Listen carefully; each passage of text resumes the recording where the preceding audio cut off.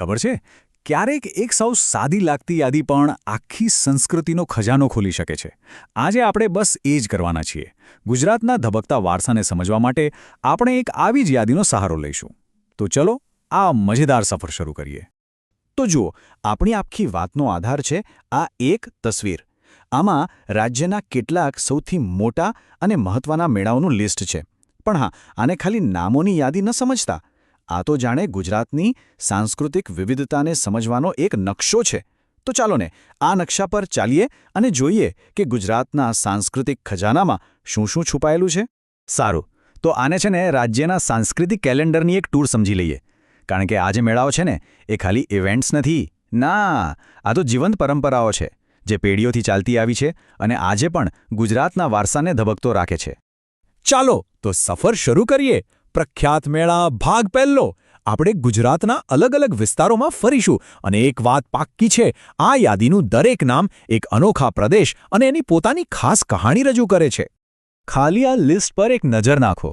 ગુજરાતની ભૌગોલિક અને સાંસ્કૃતિક વિવિધતા કેવી છલકાય છે નહીં? જુઓ, એક બાજુ છે સુરેન્દ્રનગરનો તરણતરનો મેળો, એના પરંપરાગત સ્વયંવર માટે જાણીતો.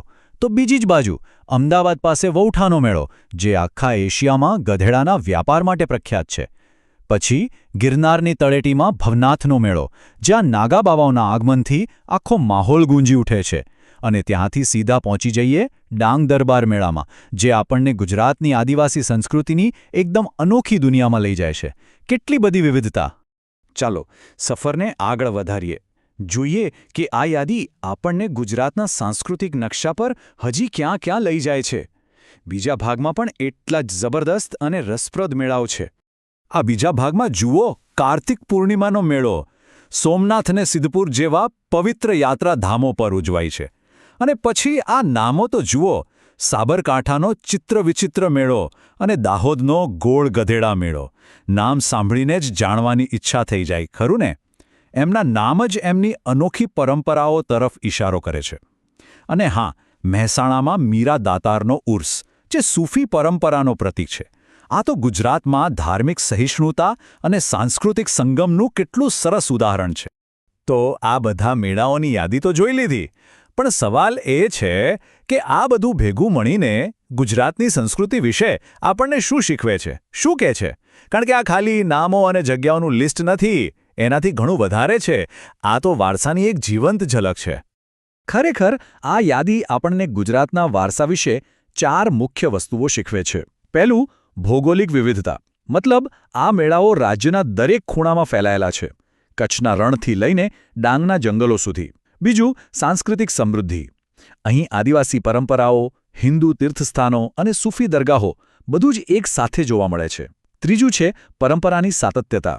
આ કોઈ નવા ફેસ્ટિવલ નથી, આ તો સદીઓ જૂની પરંપરાઓ છે જે ભૂતકાળને આજના સમય સાથે જોડે છે. અને છેલ્લું, પ્રાદેશિક ઓળખ. દરેક મેળો એના વિસ્તારની એક આગવી ઓળખ અને ગૌરવનું પ્રતીક છે. તો આખી વાતનો સાર એ છે કે આ ખાલી ઉજવણીના પ્રસંગો નથી.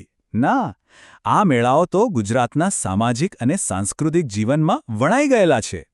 એ રાજ્યની જીવંત ઓળખ છે, જે એના લોકોને, એના ઇતિહાસને અને એમની માન્યતાઓને એક તાંતને બાંધી રાખે છે.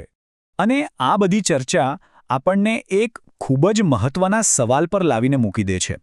આજના આટલા ફાસ્ટ અને આધુનિક સમયમાં જ્યાં બધું જ સતત બદલાઈ રહ્યું છે, ત્યાં આવી જૂની અને ઊંડા મૂળ ધરાવતી સાંસ્કૃતિક પરંપરાઓનું શું સ્થાન હોઈ શકે?